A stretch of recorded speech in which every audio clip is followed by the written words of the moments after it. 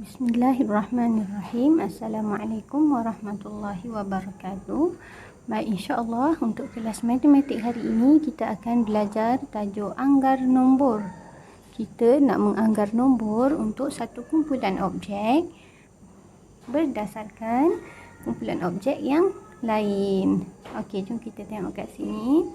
Bila kita nak menganggar sesuatu nombor, kita boleh gunakan 3 kata kunci kat sini. Kita boleh guna salah satu daripada kata kunci kat sini. Okey, kata kunci yang pertama ialah lebih kurang.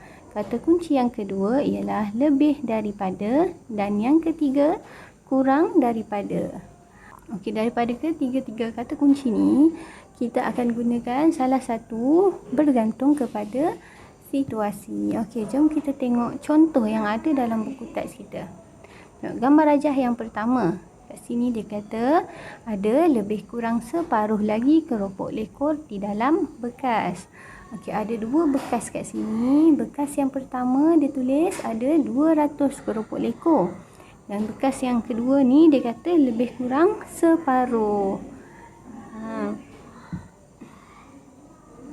Lebih kurang separuh. Kata kunci kat sini ialah lebih kurang separuh. Okey, kalau 200 lebih kurang separuh daripada 200 berkemungkinan 100. Sebab apa? Sebab 200 bahagi 2 kita akan dapat 100. Okey.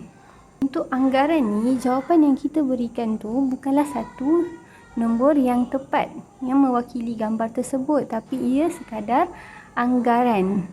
Okey. Tak ada jawapan yang tepat untuk anggaran. Boleh jadi lebih kurang, lebih daripada ataupun kurang daripada.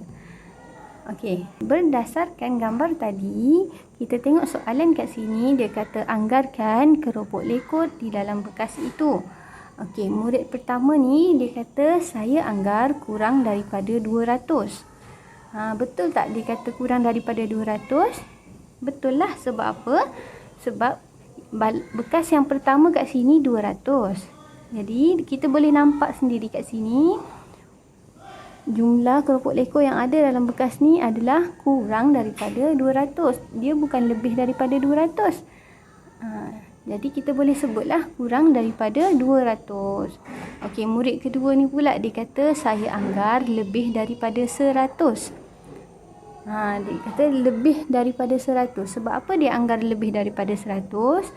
Bila dia tengok kat bekas ni, keropok lekor ni lebih kurang separuh. Jadi berkemungkinan keropok lekor yang ada itu adalah lebih daripada 100 ataupun lebih kurang 100.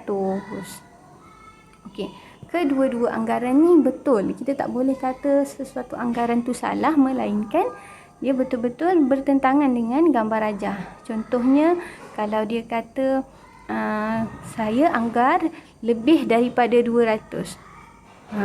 Tak logik kalau kita kata keropok lekor dalam balang ni lebih daripada 200 sebab dia sikit daripada balang yang pertama.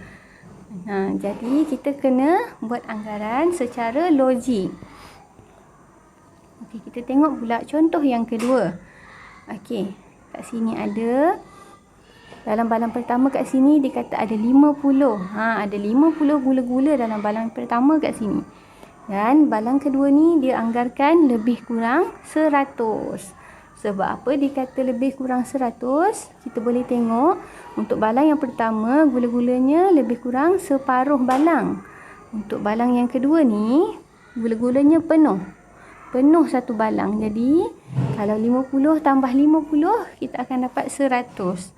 Sebab tu kita boleh guna perkataan lebih kurang 100.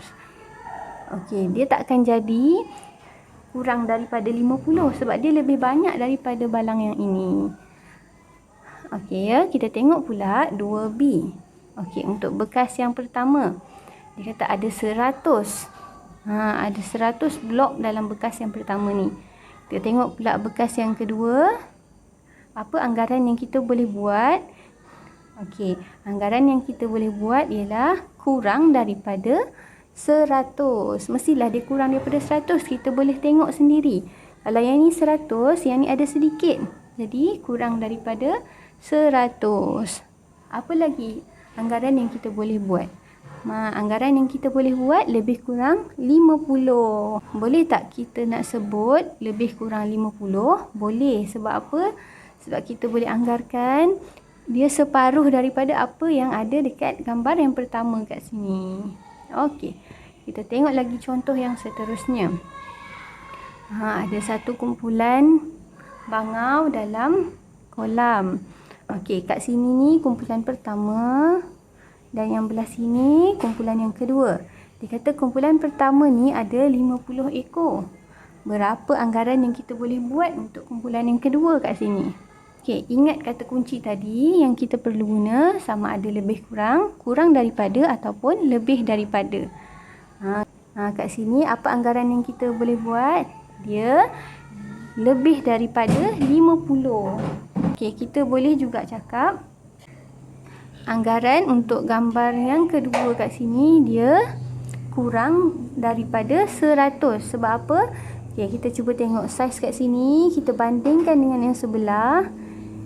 Kalau sekali ganda daripada gambar yang pertama kat sini, dia akan melebihi 100. Jadi, kita boleh anggarkan dengan menggunakan kata kunci kurang daripada 100. Okey, kita tengok contoh yang ketiga pula. Kanak-kanak kat sini, tabung hijau ada lebih kurang 400 keping duit shilling 50 sen.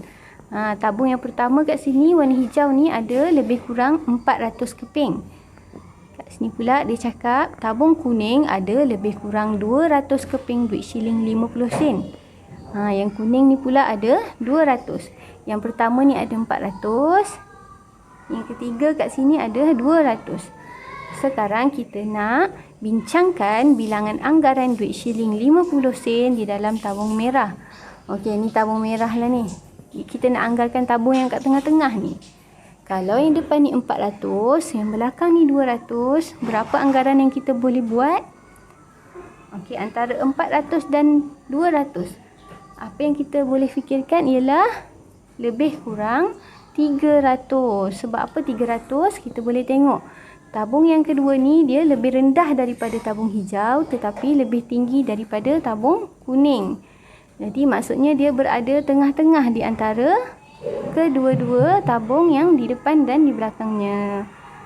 Okey, kita boleh juga guna kata kunci bilangan anggaran duit shilling 50 sen dalam tabung oren ialah kurang daripada 400 ataupun lebih daripada 200.